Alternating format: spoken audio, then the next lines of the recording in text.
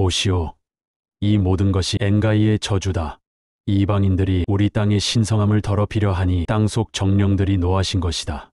케냐 나로크주 사막 한복판, 마사이족 주술사의 저주 섞인 외침이 메마른 땅을 가르던 바로 그 순간이었습니다. 연달아 실패하는 시추 작업, 절망에 빠진 마을 사람들, 그리고 한국 기술진들을 향한 적대적인 시선들. 모든 것이 끝난 것처럼 보였죠. 그런데 세계가 목격한 그 다음 장면은 그야말로 충격 그 자체였습니다. 메마른 사막 땅에서 갑자기 솟구쳐 오른 맑은 물줄기, 그리고 그 옆에 당당히 꽂힌 태극기. 과연 이 불가능해 보이는 기적 뒤에는 어떤 이야기가 숨겨져 있었을까요? 한국이 아프리카 대륙에 남긴 놀라운 흔적을 지금부터 함께 알아보시죠. 안녕하십니까, 여러분. 저는 코이카 아프리카 담당 팀장 김태훈입니다. 제가 오늘 들려드릴 이야기는 정말 믿기 어려운 일들의 연속이었습니다. 사실 저 자신도 아직 꿈을 꾸고 있는 건 아닌가 싶을 때가 있어요. 하지만 지금 이 순간에도 케냐, 나로크주 투마니 마을에서는 코리아의 샘이라고 불리는 우물에서 맑은 물이 콸콸 흘러나오고 있습니다. 제가 아프리카 대륙에 첫 발을 디딘 건 2015년이었습니다. 그때만 해도 저는 그저 열정 넘치는 신입개발협력 전문가였죠. 하지만 현실은 생각보다 훨씬 복잡하고 어려웠습니다.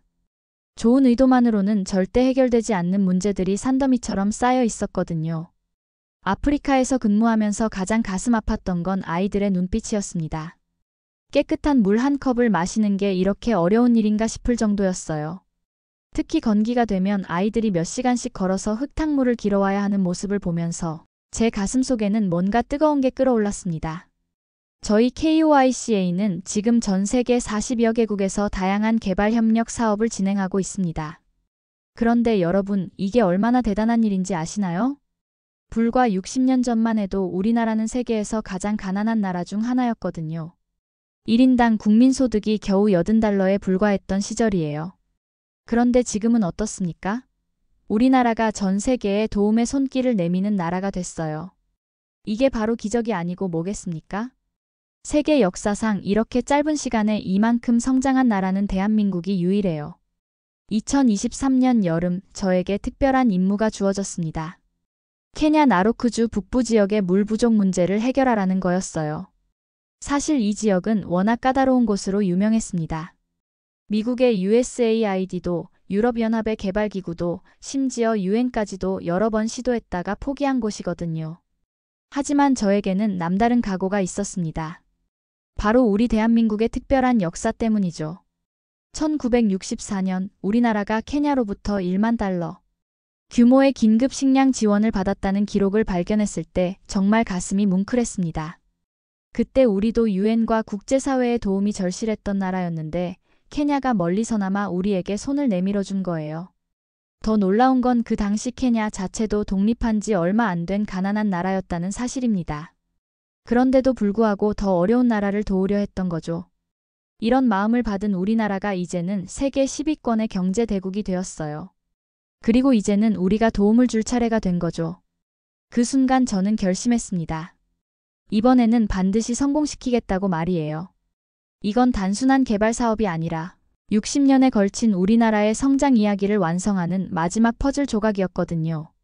출발 전에 저는 우리나라의 물기술 발전사를 다시 한번 공부했습니다. 1960년대만 해도 우리도 농촌 지역의 상수도 보급률이 30%도 안 됐어요. 그런데 새마을운동과 함께 시작된 농촌 근대화 사업으로 불과 20년 만에 전국 어디서나 깨끗한 물을 마실 수 있게 됐죠. 더 대단한 건 우리나라가 사막에서도 물을 찾아내는 기술을 개발했다는 겁니다. 중동이 사우디아라비아, UAE 같은 나라들이 우리 기술을 인정해서 대형 담수화 플랜트를 맡기고 있어요. 심지어 미국이나 유럽 기업들과 경쟁해서 우리가 따낸 프로젝트들이에요. 투마니 마을에 처음 도착했을 때의 충격은 지금도 잊을 수 없습니다. 케냐의 수도 나이로비에서 차로 6시간을 달려서 도착한 그곳은 정말 세상과 단절된 곳 같았어요. 마사이족 전통 가옥들이 드문드문 서 있는 붉은 흙땅, 그리고 그 위로 내리쬐는 무자비한 태양. 하지만 가장 충격적이었던 건 사람들의 표정이었습니다. 특히 촌장 킵치르치르 아랍 올레의 눈빛에서는 깊은 경계심과 함께 체념 같은 게 느껴졌어요. 또 다른 이방인들이 왔구나라는 시선이었죠. 처음에는 정말 당황스러웠습니다. 저희는 분명 도우러 온 건데 왜 이렇게 차갑게 대하는 걸까요? 마을을 둘러보니 상황이 얼마나 절망적인지 알 수 있었습니다. 아이들은 새벽 4시에 일어나서 몇 시간씩 걸어서 물을 길어와야 했어요. 그나마도 흙탕물이라서 끓여서 마셔야 하는 상황이었고요. 여성들은 하루의 절반을 물 깃는 일에 매달려야 했습니다. 더 안타까운 건 이웃한 키쿠유족 강 부족과의 갈등이었어요. 물이 부족하다 보니 부족 간에 물을 두고 싸우는 일이 자주 일어났다고 하더라고요. 물 때문에 사람이 다치거나 심지어 목숨을 잃는 경우도 있었대요. 나중에 알게 된 사실이지만 이 마을에는 과거에 많은 외부 기관들이 와서 달콤한 약속만 남기고 떠났다고 해요. 유럽의 한 NGO는 3년 동안 지원하겠다고 약속했다가 1년 만에 자금 부족을 이유로 철수했고, 다른 국제기구는 우물을 파겠다고 해놓고 실제로는 간단한 펌프 하나만 설치하고 사라졌다고 하더라고요. 심지어 일부는 부족민들을 이용해서 자신들의 이익만 챙기고 사라진 경우도 있었어요.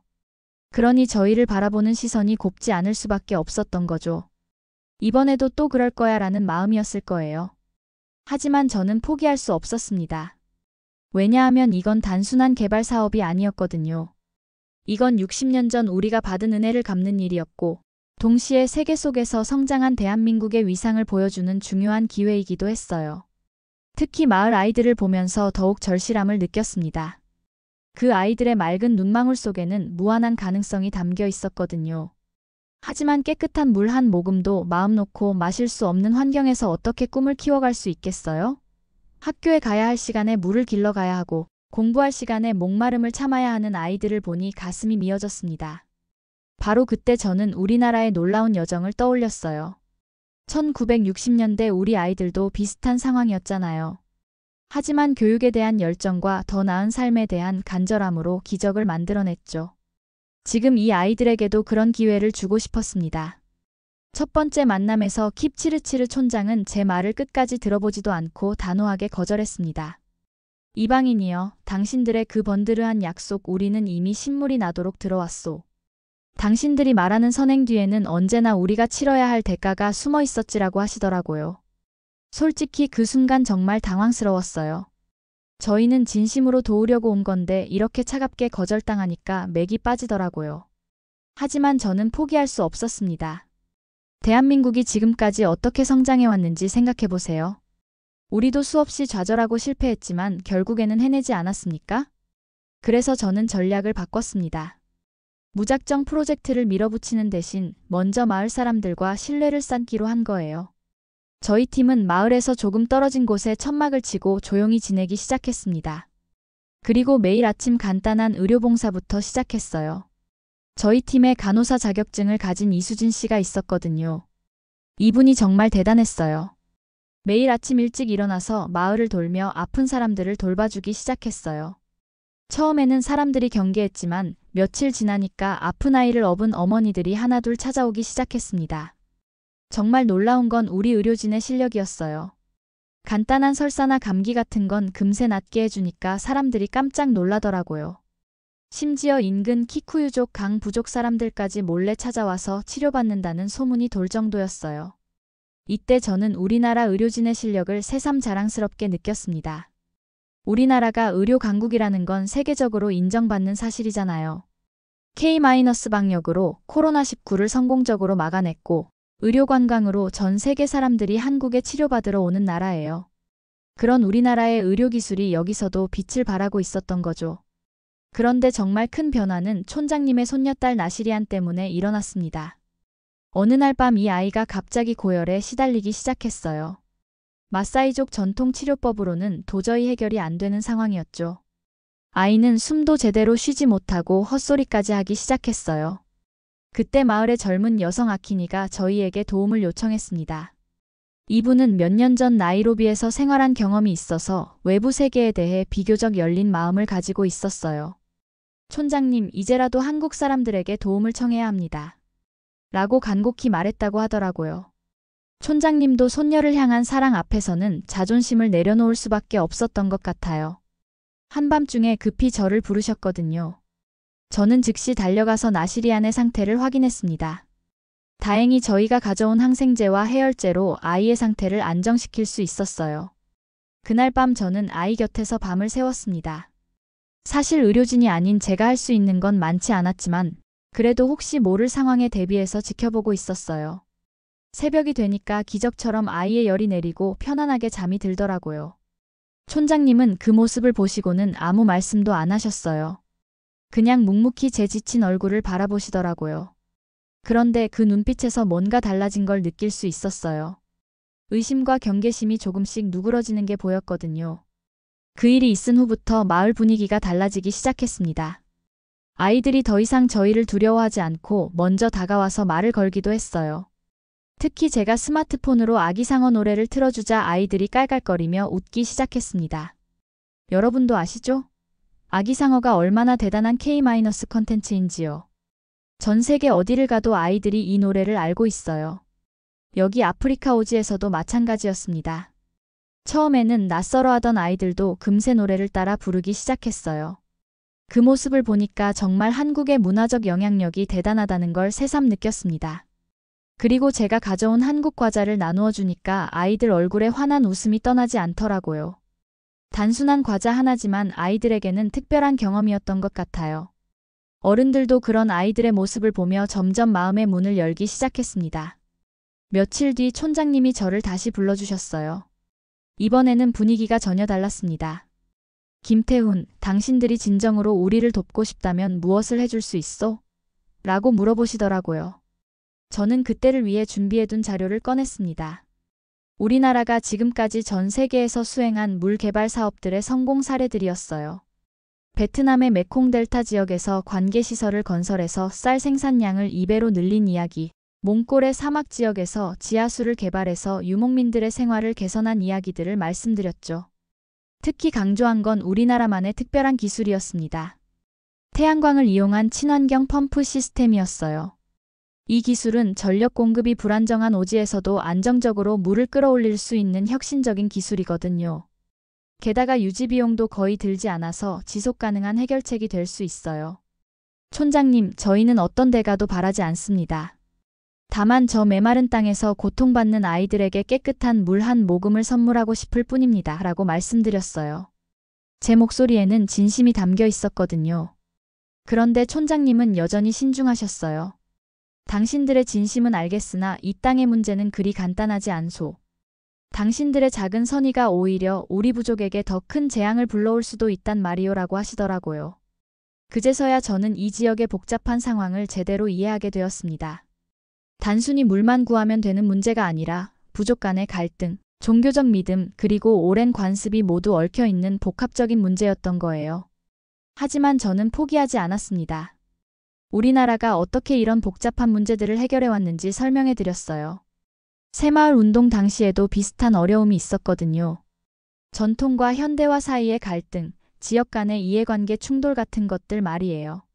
하지만 우리는 결국 모든 걸 극복하고 성공했잖아요.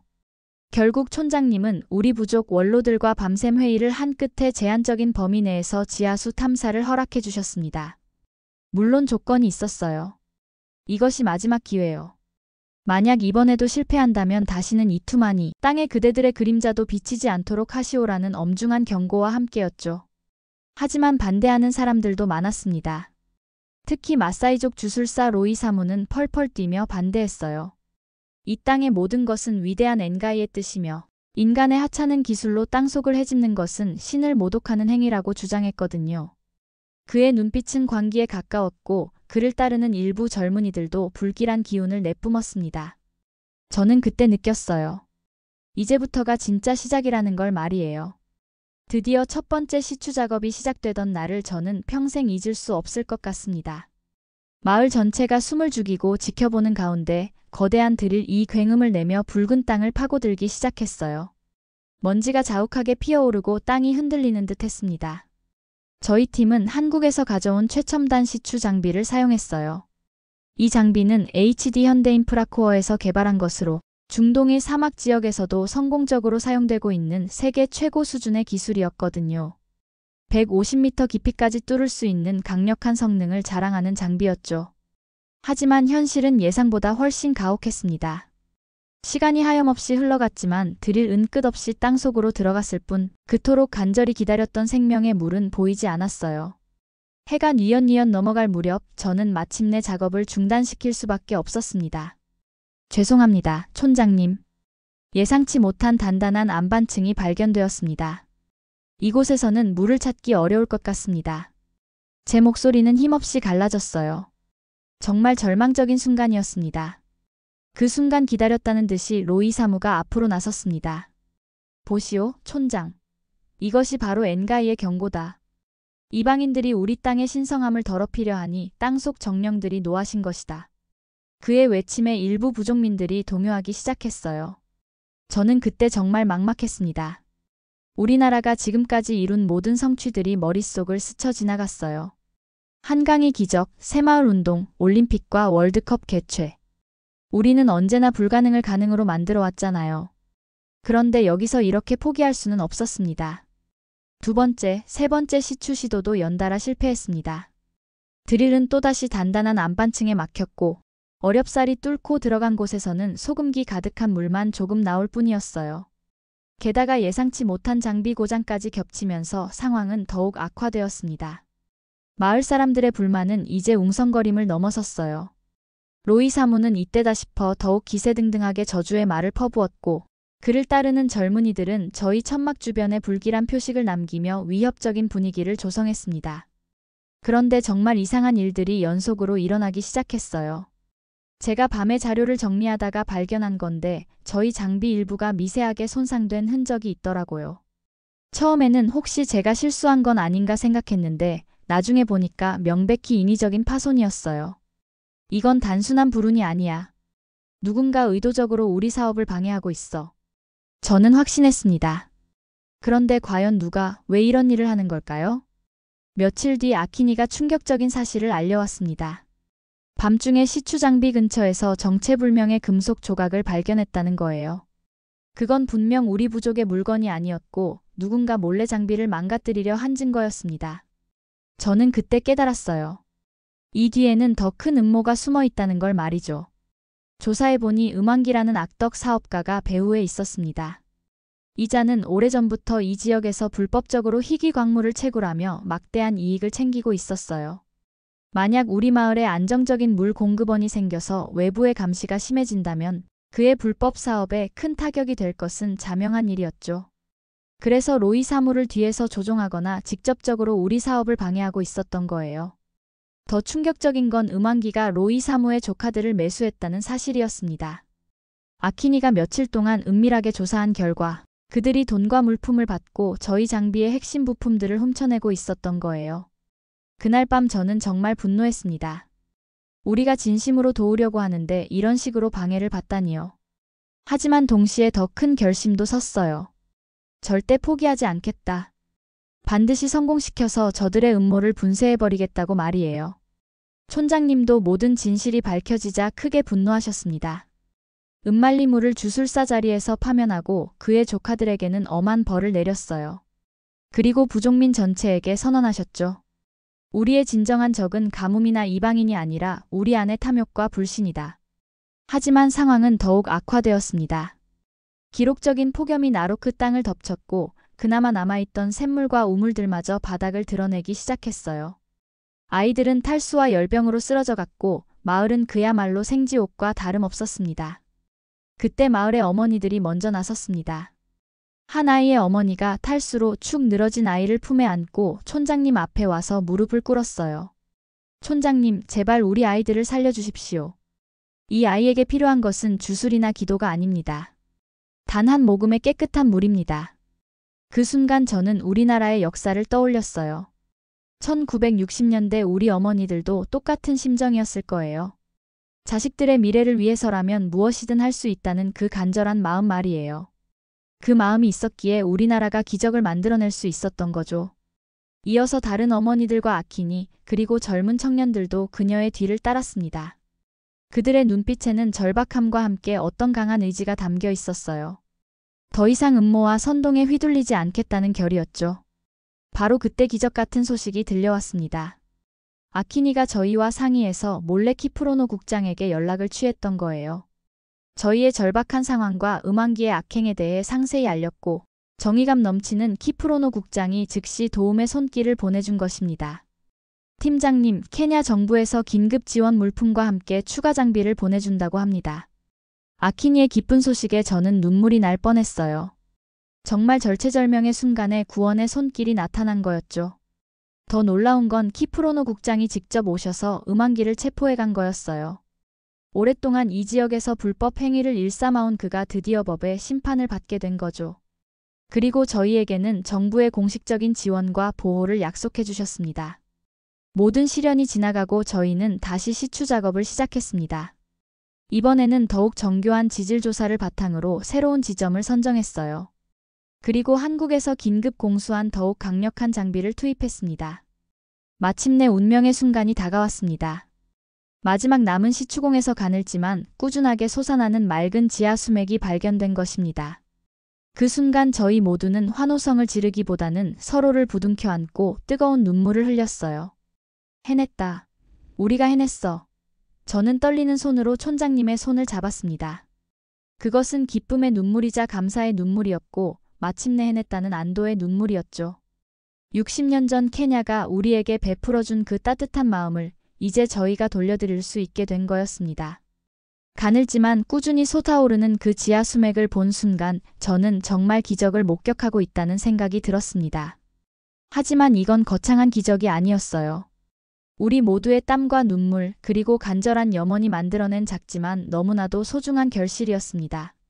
저희는 지체할 시간이 없다는 듯 곧바로 본격적인 시설 공사에 들어갔어요. 한국에서 공수해온 태양광 패널들이 하나둘 설치되고 땅속 깊은 곳에서 물을 끌어올릴 강력한 펌프와 물을 깨끗하게 걸러줄 정수장치들이 제자리를 찾아갔습니다. 이 모든 기술은 우리나라가 자랑하는 친환경 에너지 기술의 결정체였어요. 특히 태양광 펌프 시스템은 한화큐셀에서 개발한 최신 기술로 사막 같은 극한 환경에서도 안정적으로 작동하는 혁신적인 장비였거든요.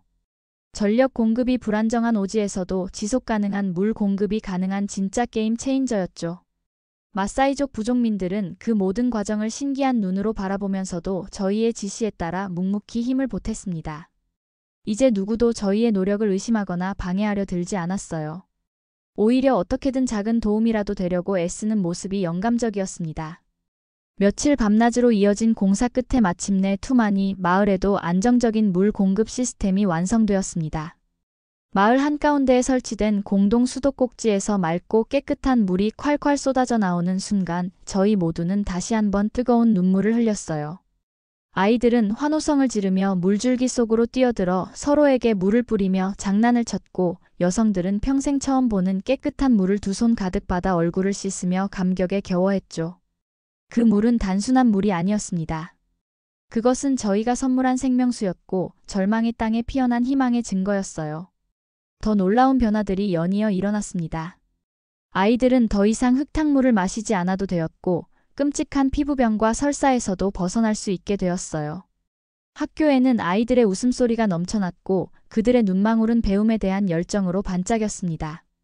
여성들은 물을 깃기 위해 하루의 절반을 허비하는 고된 노동에서 벗어나 그 시간에 작은 텃밭을 가꾸거나 아름다운 구슬 공예품을 만들며 생활의 활력을 되찾았어요.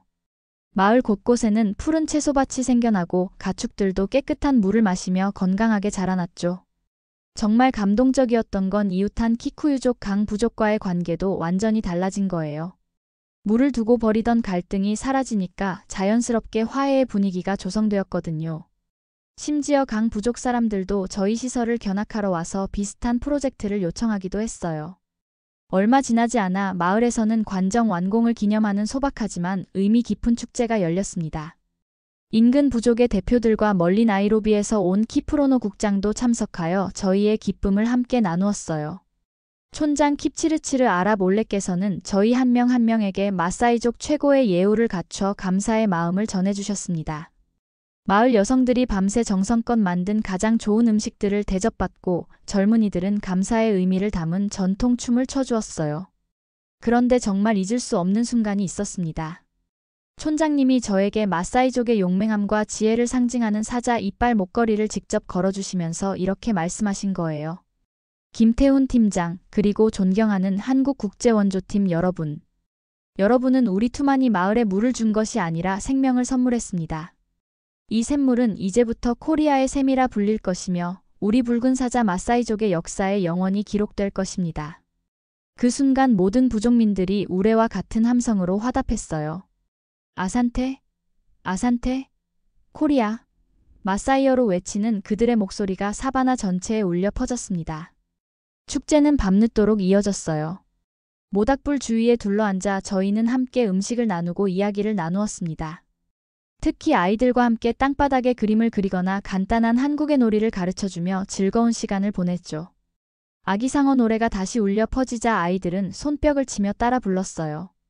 그리고 제가 나누어준 한국 과자를 맛본 아이들의 얼굴에는 환한 웃음이 떠나지 않았습니다. 비록 말은 잘 통하지 않았지만 웃음과 몸짓만으로도 저희는 충분히 서로의 마음을 이해하고 나눌 수 있었어요. 저희가 투마니 마을을 떠나던 날 하늘은 유난히 맑고 푸르렀습니다. 하지만 저희 마음은 먹구름이 낀 듯 무겁기만 했어요. 짧은 시간이었지만 그들은 이미 저희에게 단순한 현지인이 아니었거든요. 함께 땀 흘리고 함께 웃고 함께 눈물 흘렸던 소중한 친구이자 가족과도 같은 존재가 되었으니까요. 마을 입구에는 이른 아침부터 모든 부족민들이 나와 저희의 마지막 길을 배웅했습니다. 아이들은 밤새 서툰 솜씨로 그린 그림과 작은 꽃다발을 저에게 건네며 눈물을 글썽였고 여성들은 정성껏 마련한 음식을 저희 가방에 챙겨주며 아쉬움을 달랬어요. 촌장님은 제 두 손을 잡고 한동안 아무 말도 하지 못하셨습니다. 저도 마찬가지였어요. 가슴속에서 뜨거운 무언가가 울컥 치밀어 올라 목이 메었거든요. 김태훈, 아니 이제는 내 아들이라 불러도 되겠소. 우리 투마니는 당신과 코리아의 은혜를 영원히 잊지 않을 것이요. 부디 건강하시오. 간신히 말을 잇는 촌장님의 목소리는 심하게 떨리고 있었어요. 저도 눈시울이 붉어진 채 촌장님을 힘껏 껴안았습니다. 촌장님, 아니 아버지. 저희야말로 투마니 마을에서 너무나 많은 것을 배우고 갑니다. 진정한 나눔과 사랑의 의미를 깨닫게 해주셔서 정말 감사합니다. 저희는 떠나지만 저희의 마음은 언제나 이곳 투마니와 함께할 것입니다. 그 말은 단순한 작별 인사가 아니었어요. 그것은 국경을 넘어선 영원한 우정의 약속이었죠. 저희가 떠난 후에도 투마니 마을의 기적 같은 변화는 계속되었다고 들었습니다. 코리아의 샘에서 흘러나오는 맑은 물은 그 땅을 풍요롭게 적셨고 척박했던 사막은 조금씩 푸른빛을 되찾아갔다고 해요. 아이들은 건강하게 자라 학교에서 새로운 지식을 배웠고 젊은이들은 저희에게 배운 기술로 직접 관정을 관리하며 새로운 농사법을 익혔다고 합니다. 특히 아키니는 마을 최초의 여성 물관리위원장이 되어 깨끗한 물을 공평하게 나누고 부족 간의 화합을 이끄는 훌륭한 지도자로 성장했다고 하더라고요.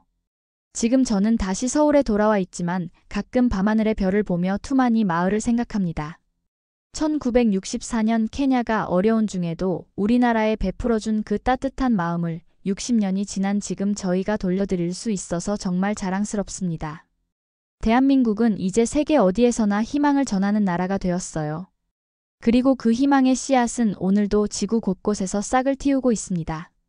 오늘 이야기에 대한 여러분의 생각은 어떠신가요? 댓글로 공유해주세요. 이야기가 재미있었다면 구독과 좋아요, 알림 설정으로 다음 이야기도 놓치지 마세요. 다음 영상을 클릭하시면 더 많은 감동적인 해외 반응 사연을 이어서 보실 수 있습니다.